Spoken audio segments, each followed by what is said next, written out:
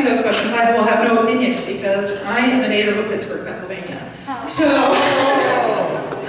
any Dallas team, sorry, I don't know anything about it. I am Sister Joan Paul. Like I said, I'm a native of Pittsburgh, Pennsylvania. And I am a first-year temporary professed Sister of the Holy Family of Nazareth. Literally less than 2 months ago, I made my first vows.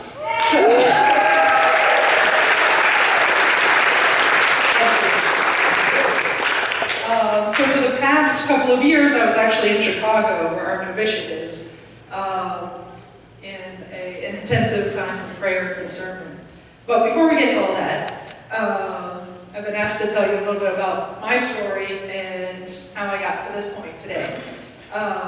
So let's go back all the way to the 6th grade in Pittsburgh at my grade school at St. Bartholomew's Catholic grade school, where I had a religious sister named Sister Roberta, who taught my religion class that year.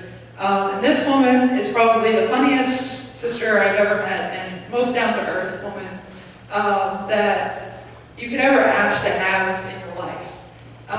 And I can remember to this day, sitting in her class, in one of her religion classes, and she's very open about religious life and all sorts of vocations, like you were talking about. Our life is really first and foremost a vocation to holiness. And so she would talk about that, and she would talk about all the different forms of vocations that you could possibly be called to. So one day I remember sitting in class, and Sister Roberta had been a teacher for many years, so she had an obituary up on the locker in the room, and it was of a young man, and he probably was in high school, and he had passed away.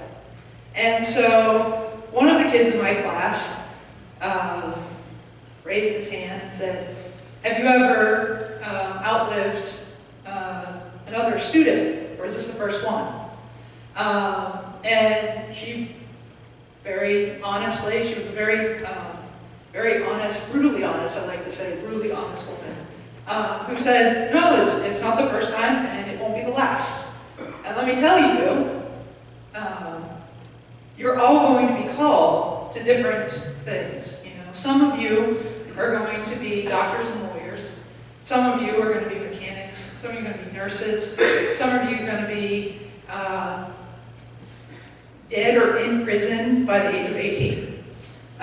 Very brutal, brutally honest. She was going to tell you how it was going to be, because she had experienced all those things in her life. And then she continued on and she said, you know, some of you are going to be priests, some of you are going to be sisters, some of you are going to be married. And all of these choices are okay. And I remember, I don't know if you ever did this, I was this kind of student. I raised my hand, I said, "Can I go to the bathroom?" I said, "Okay." So I got out of the classroom, and I walked myself down to the bathroom. I didn't have to go to the bathroom. I walked into the bathroom, I walked out of the bathroom, I stopped at the water fountain, I said hi to the people in the hallway, I walked all the way back down the hallway and into the room, and I sat myself back down. Well, why did I have to go for a walk? Because I had to think. So I was thinking the whole time, this religious life, what's this all about? Can I do that? Maybe I can do that. That might be cool. That might be okay. All right, I can do that. Maybe. And I, to this day, am a very rational, logical person. So my next thought was, I'm in the 6th grade. What am I thinking about this? So that went to the back of my head, and I didn't think about it again for a number of years. But like I like to say, the seed is planted. Sister Roberta planted that seed for me. So that years later, when I was ready, it was there for me to fall back on. So, let's fast forward a few years, I went through high school, did normal high school stuff.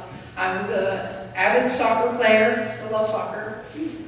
Yes, Jersey. Okay. So I played soccer all through grade school, all through high school. Really wanted to play in college, didn't work out, but played intramural. And soccer became my life. I loved it, I loved playing it. I was on like 4 different teams at one point. Another thing about my family is I have a Catholic father and a non-Catholic mother. And my mom doesn't practice her faith, so it was a different family dynamic where I was raised Catholic. I was baptized when I was 5 years old. And we went to, church most Sundays, not all Sundays. And I went to a Catholic school. So that's where I got my faith. Education was in school. But because in my family, faith maybe wasn't number one, God wasn't number one, soccer became my number one. So it took me a while to see that soccer could be a number 2 or a number 3. But during high school, that was my number 1. So, and I wasn't, yay God, I wasn't one of those people. I prayed and I, went to church and I was a good girl and, that sort of thing. I didn't want to get in trouble, but I didn't need to go to these, youth group things. I did attend youth group, not till I was a sophomore. I went because my friends were going, and it was fun. And I never went to a retreat because I was a little too scared about that. What are they gonna do to me? So I kind of avoided those situations. But what I found in my youth group, I went to a life team group at my parish. It was actually a nice grade school parish. And what I found in that group of people was that I was loved. And I didn't really, it wasn't about the God and the going to church and the religious stuff. It was more of the fact that I found like, oh, these people actually care about me. They want to know about me. They want to know about like what I'm doing at soccer or in school or what I'm going to do with my life. Oh, that's pretty cool. So I kept coming back. And then after high school, I went to college at Duquesne University for physical therapy. I'm a physical therapist. And during that time, the youth minister in my youth group asked me, why don't you come back and help out on a retreat? Now, remember I said I never went to a retreat? Yes. Why would somebody ask you to go on a retreat, help out with a retreat with youth that you never attended? I don't know. And why would that youth that never attended the retreat say yes? So for some reason, I said yes to this invitation. And I went to this retreat, and I had what I like to say is my conversion. I didn't have a conversion from doing terrible things. I had a conversion of realizing what our faith is all about and what God is in my life. And so during this retreat, they had lots of Christian music, which was something that I had never experienced before, and I was like, oh, this is cool. And for the first time, I experienced adoration in the Eucharist.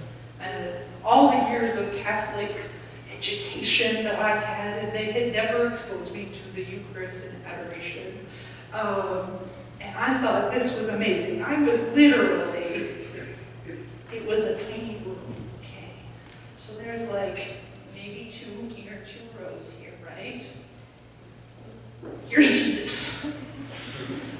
what's this? And I was like, what is this? And so after that retreat, I couldn't get enough. I couldn't get enough of the music. I couldn't get enough of Jesus in the Eucharist. I couldn't get enough of learning. I had 12 years of Catholic education. You would think I would know enough.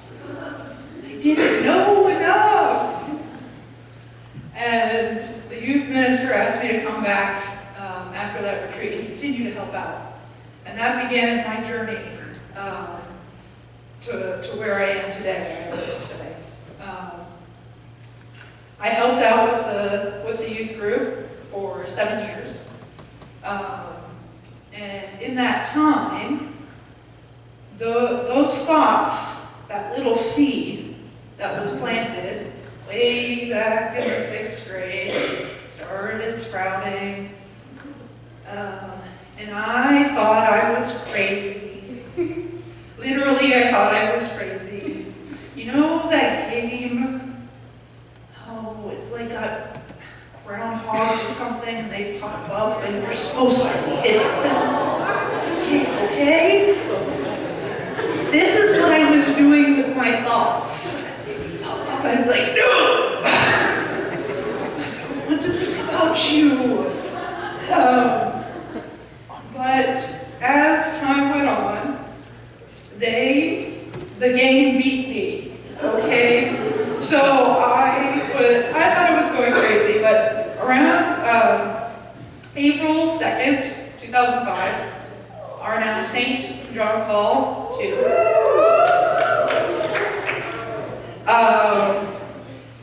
he passed away. And this man was like a spiritual grandfather to me. He was the only pope I had ever known. And he kind of looked like my grandpa. And he was awesome, right? So at that period of time, had been, the game was winning, and then John Paul II, and you know what just kept going through my brain? His words, they're 3 little words. Be not afraid. I was terrified. I wasn't afraid. I was terrified. It was terrifying. What are you talking about? Religious life. I'll never have a life again. I'm supposed to be a physical therapist. Have children. I love little kids. What are you talking about? Nobody does religious life now. I'm gonna be thought of as crazy. I was in college, and it was April. What happens around April? Finals. So, being the logical, rational individual that I am, I said, okay, today is April 2nd, maybe it's April 4th, I think it's April 2nd at this point. And I say to myself, okay, in a month, if I still feel this way, I'll call my pastor. Okay, I felt good with that. It was okay. Anxiety going down, focus on the finals, we're gonna be okay. May 2nd comes. Jesus, why do I still feel this way? Okay, well, I made myself a promise. So, I have never felt this anxious before in my life. I took my heart rate because I'm in the medical profession, so 120 at rest, that's too fast. So I call up my pastor. First and only time I ever got my pastor, first time call. Called him up, and I was like, can I make an appointment with you? Oh yeah, sure. 4 days from now, it was like a Friday. Yeah, well,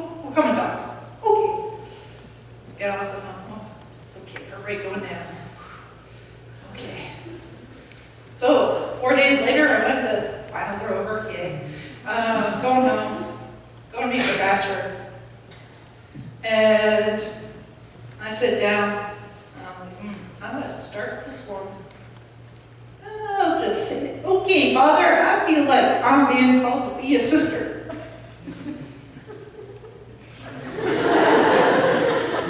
And I have no idea what I'm doing.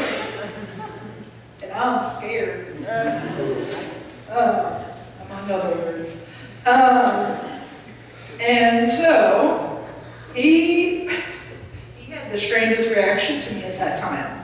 Because I was ready for, or you're crazy.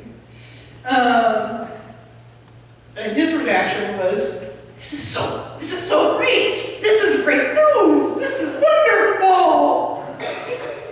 Yeah. And then he just went off on this tangent of religious life and pretty much blew out of the water any preconceived idea I had of religious life. Because I was convinced I was never going to be able to be a physical therapist, that I would have to go to the convent immediately. I could not wait. It would have to be right away. Go find one, and because you can't deny God, you go. And then I wanted, all these sort of things. I want to be able to see my family. I can't remember all the ones that I had, but they were crazy, okay? So he blew them all out of the water. He goes, I know a sister who is a doctor, so you don't have to worry about it. You can be a physical therapist. And what he did for me that day, he introduced me to a sister of the Holy Family of Nazareth, Sister Dorothy. Gave me her phone number, said, give her a call. Okay. At the end of that meeting, he said, it might not feel like it to you right now. These are exciting times. These are exciting times. And you'll feel that later, but just know that these are exciting times, and I'm going to pray for you. And you can come by and you can talk to me anytime. Okay. So I left that meeting, and I gave myself a big deep breath. Okay. I did it. And I left, I drove home, like my parish was maybe 5-10 minutes away from my house, so I drove home. And as that short little drive, I went from terrified to, I feel kind of happy. This feels kind of good. And the next day, I'm pretty sure, I don't know that my parents would remember this, but I'm pretty sure I drove them crazy the next day. Because I was so happy, and I was so joyful, I was kind of jumping off the walls. It was a Saturday, I remember, because we had to go see my grandmother, who was about an hour north of where we lived. I love my grandmother. I didn't want to go because I didn't want to miss Saturday night Mass. Because I just wanted to go to church. I just wanted to be in the presence of our Lord. And that feeling of happiness, of joy, of peace, of desire to be close to our Lord, definitely didn't leave me at all during that summer. It was like my drive for the whole summer.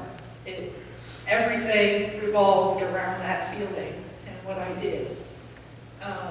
And it really hasn't left me since. It's got its ebbs and flows. But it was a confirmation to me at that time and still today that I'm called to religious life. After that, I got in touch with that sister, Sister Dorothy. And she just became my next best friend. We were just buddies, and we would go, out to eat and talk, and she would tell me all about different things in religious life. And they would, both my pastor and her, would introduce me to different things. And they gave me an evil blue book that has a postcard in for every religious community across the United States. And I foolishly filled it out, the last one that says, send me everything. It's worse than college, I don't know, like, you've started those, like, seniors and juniors that are starting to get the college mail. This was worse. But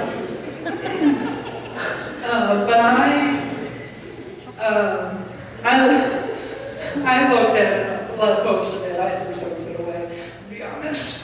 But part of that was discerning. I had started to discern that I was called to religious life, and I was starting to feel more confident in that. My pastor was like, "Now it's time to look at some religious communities." And so that was that process. I started looking on the internet. Just about every community has a website now. And then there are websites out there that are just for vocations. That so many resources. And like question and answer responses on like the craziest of things that people have questions about religious life. And that became my resource at that time. I just sort of immersed myself in that. Now, at this point, the only two people that know that I think I want to be a religious sister are Father, my pastor, Father Dave, and Sister Dorothy. It is 6 months now since then, and my pastor goes, "It's time to tell your parents." And it's Thanksgiving, and my dad and I are going to go drive to Wisconsin and see my family up there. But my mom and my sister are staying home. Okay, maybe I'll do it on the trip there. I can't do it, I'm too nervous. And we're hunting. It's hunting season. I didn't have a hunting license, but I went hunting with them. I didn't shoot anything, I didn't break the law, but I went with them. Oh, maybe I'll tell them in the deer shack. My uncles were great. They put deer shacks on telephone poles up in the air, and they're heated. It's nice living. Anyways, sidetrack. So I'm like, okay, maybe I'll tell them. I can't do it. So we're on the way home. I gotta do this before I get home. Father said I needed to do this. Oh, I'm sitting in the passenger seat. So, Dad, you know when you went to the seminary, when you were in high school? Tell me about that. He tells me a little bit. Yeah, so I'm thinking maybe I feel called to be a sister.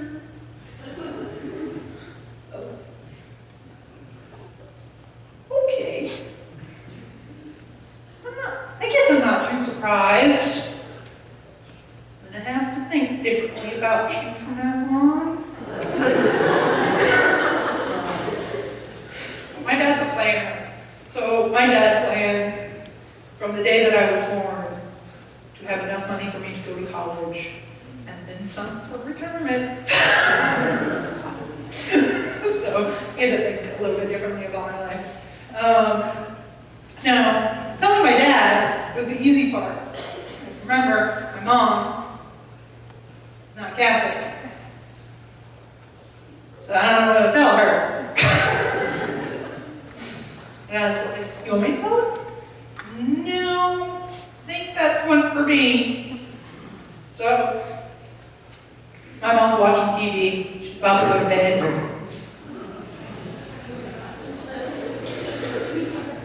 I like to wait till the most inopportune times, right? My dad was driving when I told him, can we just say, hey, Chris?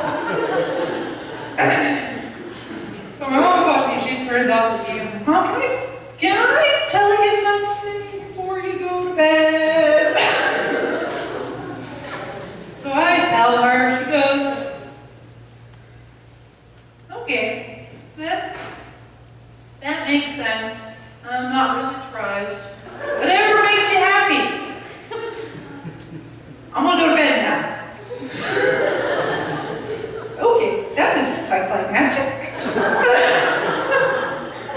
So it worked out. Both my parents are very supportive of me. My mom still, to this day, does not get it. And she asks, sometimes she gets the courage up to ask a question. But usually she waits for one of my aunts or uncles to ask the question. And then goes, oh, that's interesting. So, now, my discernment of finding where I wanted to go. Sisters of the Holy Family Baptist or some of the other thousands of religious communities across the United States. So, like I said, I started in the Blue Book. That was dramatic. Well, what I decided in one of those letters that was sent to me was an opportunity to go to Kentucky to visit a religious community. And they said that they would pay me back for my travel, so, and I was a college student, so this sounds good. So I went ahead and tried it. It was my first experience, really, of visiting a religious community. I didn't know what to expect. But what was great about this experience was that as soon as I was there, they were very nice women, good people.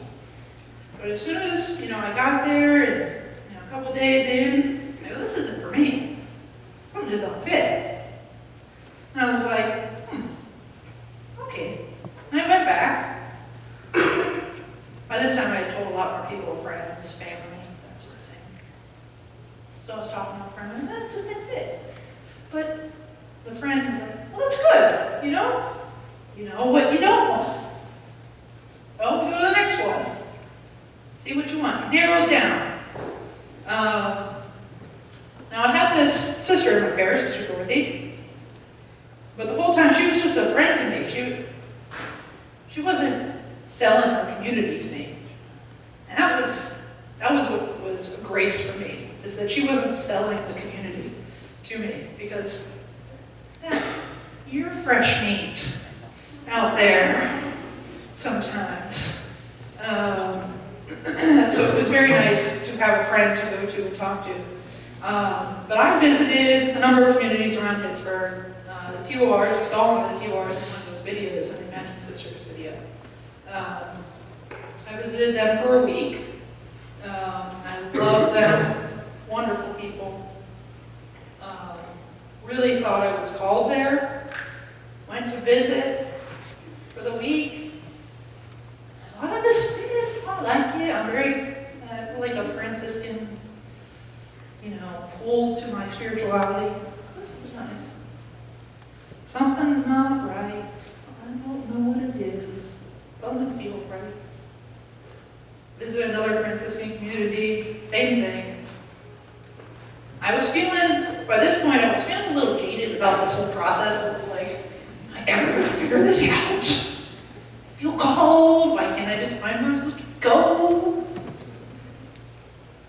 And eventually, Sister Dorothy was like, maybe I should introduce you to our vocation director, Sister Michelle. So, Sister Michelle came all the way to my parish. I didn't go to her, she came to me. And started talking to me about Sisters of the Holy Family of Nazareth. Showed me a video. To this point, I wasn't very interested in the community, but she started showing me the video. I'm like, this is kind of cool. I didn't realize I did that. So she invites me to come out to Philadelphia for a retreat. And for the first time in attending a lot of these discernment retreats, like they have come and see retreats, discernment retreats, where Sometimes you come for a day and you just come and see. Discernment, some retreats sometimes are a weekend long, sometimes they're weekend, a whole week long. And you spend a lot more time getting to know like exactly what the prayer life is like, how they live their life, that sort of thing. So I went to one of these weekends, and for the first time going to one of these, I felt at home. I felt like there wasn't something that was saying, no, not quite. There wasn't anything that was like blaring like, oh no, you're not coming here. It was just, this is nice. I feel comfortable here. And that was the revelation to me. I didn't need the call from God. I didn't need the text from God to tell me, or the blaring lights to tell me that this was the place for me. It was that just gentle feeling of, this is where I'm supposed to be. That's nice. I'm at home. And so after about a year, I asked for an application.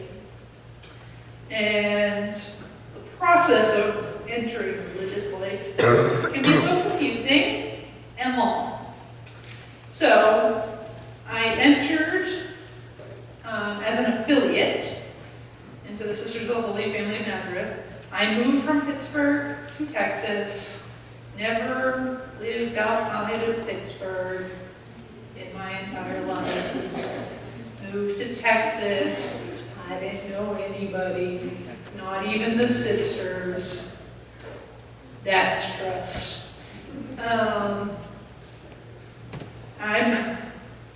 My dad drove me down.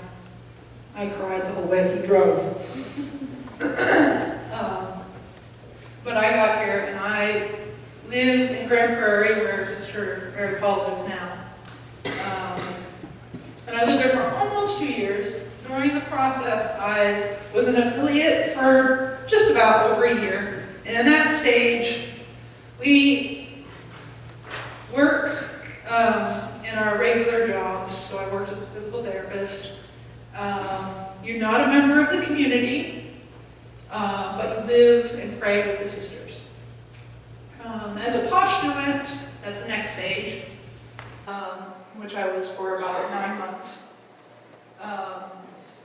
And these times range, okay? Not everybody takes the same amount of time to go through them. And not every religious community has the same process. So this is my journey. Please don't compare it to others. So I was a postulant at that stage. I was also working as a physical therapist. I was now a member of the community, where in the way that I can now count from now on how many years I've been in religious life. And I have a little bit more of accountability to the community, but still live and pray and work there. And then I became a novice. And a novice then needs to move to Chicago, and they live in the novitiate for 2 years. I got a little extra time because I'm special, and I had 3 novice directors.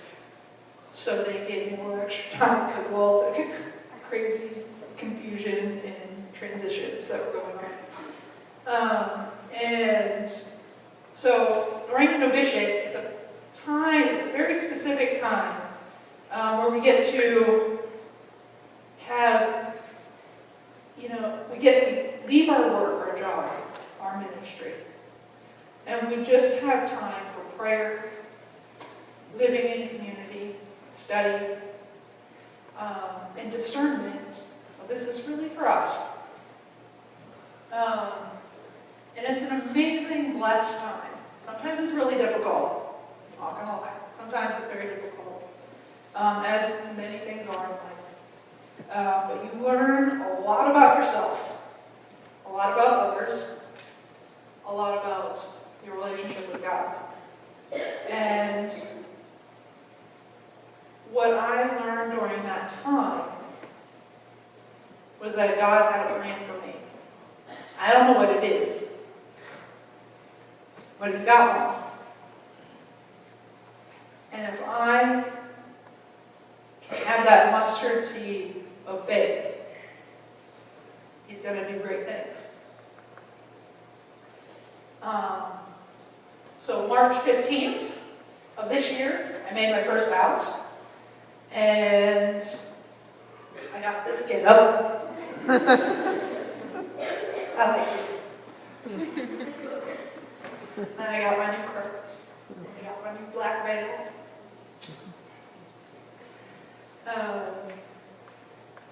And I was asked to move back here to Texas.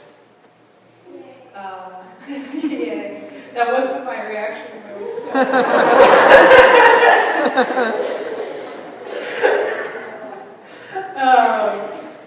no offense, guys. I'm just a northerner. But one of those things, those great things in religious life and in anyone's life, if you take away anything, if you're called to religious life, marriage, or the single life, is to trust God.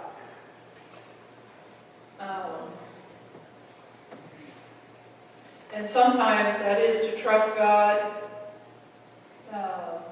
in things that are very easy. You know, you have those easy events and you're like, yeah, I can do this, it's easy. It's easy. And then there are some times when you have to trust God when it's not so easy. And each time, God makes something great out of it. You may not find it out for a little while.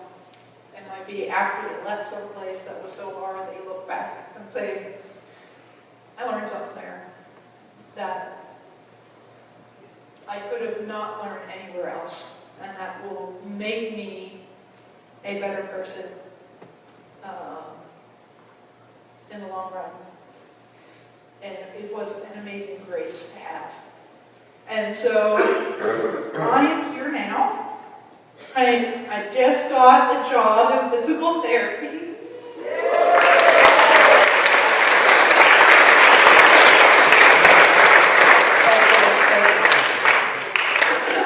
So forever at Baylor, all saints, that's where I'll be. So I'll be working there, and then in January, I'll go back to school at the University of Dallas and finish a degree there that I started a couple years ago for a master's in pastoral ministry with a concentration in youth ministry.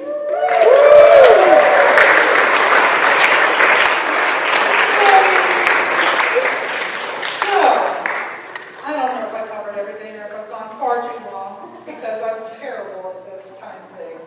But if anyone has any questions, I'm more than willing to answer them.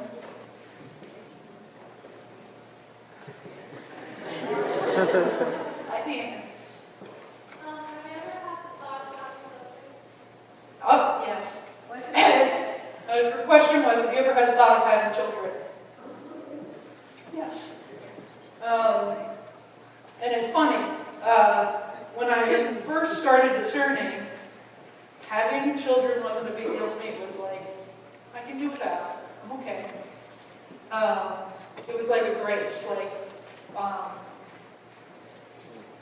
you know, I had this amazing grace to see all children as my own children. And I went into physical therapy to go into pediatrics physical therapy, so like work with the little ones. I haven't gotten there yet. Say a prayer that I do one day. But I had this grace that like all of these children that I come across in my friends' families, in my own family, you know, they can be mine. My spiritual children. And all of you can be my spiritual children in youth ministry. In novitiate, it became a little harder. I had this feeling of, I really do want to get married. I really do want to have kids. I really, like, this is something that I need to think about. And what I came to was, it's supposed to be hard. Just because I have that desire doesn't mean that I'm not called to religious life.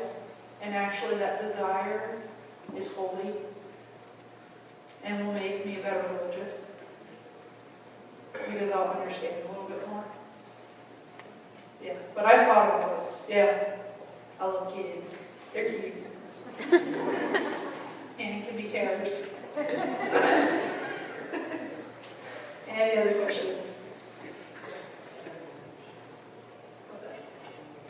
When was I born? Yeah. I was born September 16th, 1984. So I'm 29. I'm still not embarrassed. That is good to know.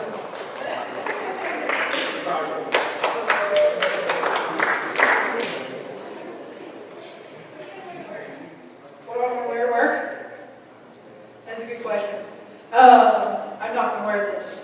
I will wear the uniform of the place that I'm working. It's a practical matter. The patients like to grab you, things fly off. So, yeah, I'll wear the uniform of wherever I work. Yeah. So, and I'll go by my legal name as well at work. Because what I've noticed in Texas is there's not a huge Catholic population, and so they see SR and they think Senior John Paul. It doesn't help so much when a woman walks in the room. So yeah, I'll go by my legal name. Why did I choose the name John Paul? Part of it's because he was very instrumental in me thinking of religious life. And part of it is because I have devotion to him, and he's always been there in that discernment. And part of it is, this is something that not a lot of people know. I have two good friends who are married and have I will say that they have 6 children. Two of them have passed away. One was in utero that passed away, and the other one was 6 months old when he passed away. And his name was John Paul. And I felt that this little child was also a little saint. And so he became my other little reason to have John Paul. So yeah, that's my other reason. And then also there's John and Paul, who are also really cool people. So I just like the name a lot. Yeah. What do you like to do for fun? What do I like to do for fun? I like to play soccer. I like to play lots of sports. I'm an avid sports person. I went bicycling with Sister Mary Paul the other night. That was fun. Don't ever let her take you on her route. It's dangerous. It's really dangerous. But we had fun. I like to go to the movies. I like to hang out with friends. I like to go out to eat with friends. What else do I like? Like all sorts of things. I like to make little videos. I don't get to do that very often. But if you go to our website on YouTube, Nazareth CSFN, right? That's ours, right? Okay. Nazareth CSFN. There's a video on there called something retreat. CSFN retreat. CSFN retreat. And you'll see Bright face there as an office. And we videotaped this really fun little thing. But I got to put it all together into its format, and that was really fun. So I like to do that sort of thing. Yeah, all sorts of things. Name it, I like it. I didn't like Chicago. How did I like Chicago? I love Chicago.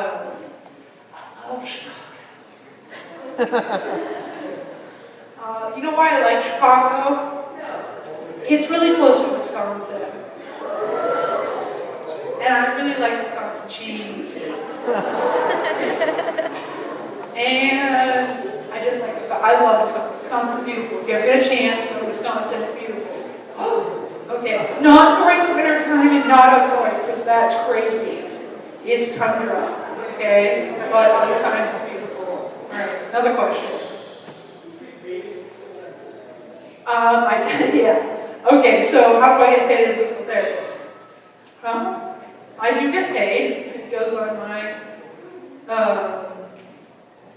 Social Security, goes on, that sort of thing. But the check is written out not in my name, but to the Sisters of the Holy Family of Nazareth, and then it goes to the community, and then we are given an allowance every month. We have a couple different options of how to do that, but so we get a little allowance, but it goes to the community.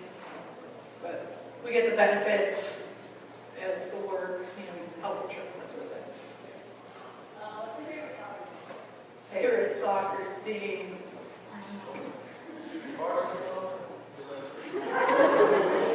I'm going to just go with world, okay? I'm not going to go into the different leagues. We'll just go into the world. It's a tie between Italy and Brazil. I'm going to go with Italy because Italy is my favorite country. Been there twice. Awesome. Okay. I am, as well as a Packers fan.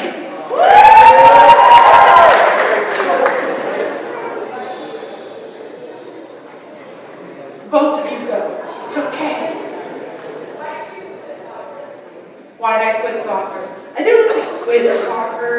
When I went to college, I was between a couple of colleges. One of the colleges was going to give me a scholarship, but I could only go to that college for 2 years, and then I would have to transfer to a different college for my degree.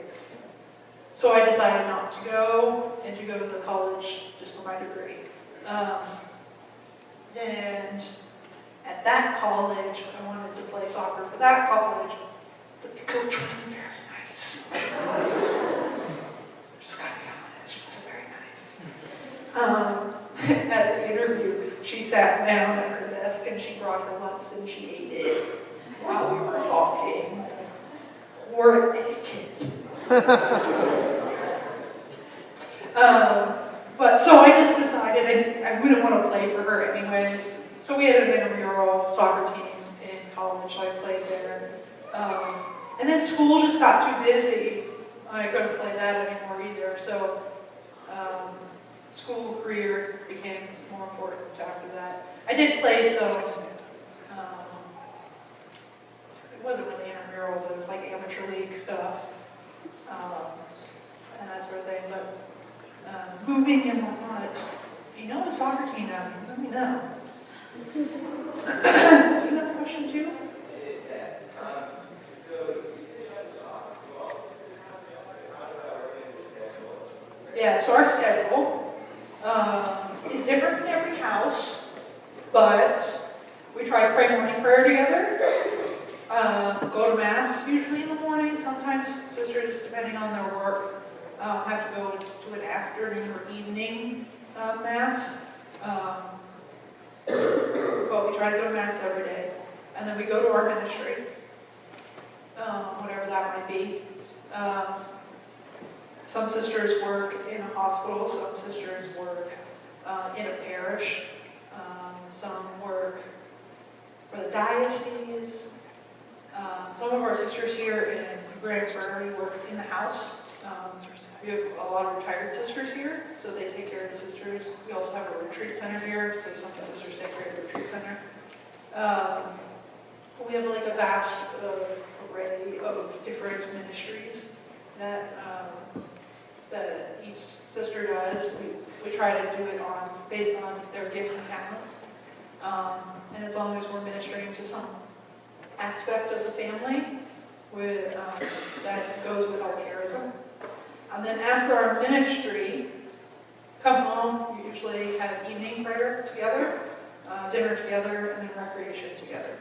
And recreation can be just about anything. You know, sometimes it's a walk, sometimes it's watching a TV show or a movie, sometimes playing cards or a board game or something like that. Last question. Last question? Ooh. Who has the best question? What happens when it gets hot in the summer? I'm going to figure it out this summer.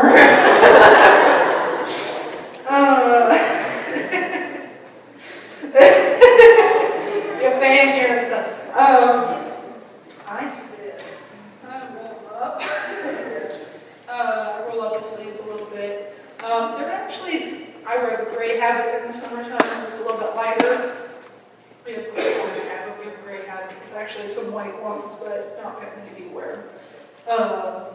And so you sort of keep a little cool that way. Our sisters have a couple of different forms of the habit. So another option is to wear a skirt and blouse.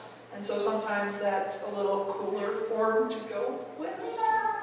But it's up to each sister to decide how they're going to do that.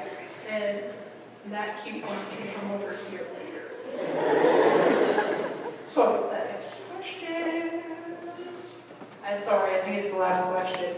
Later you can come and ask.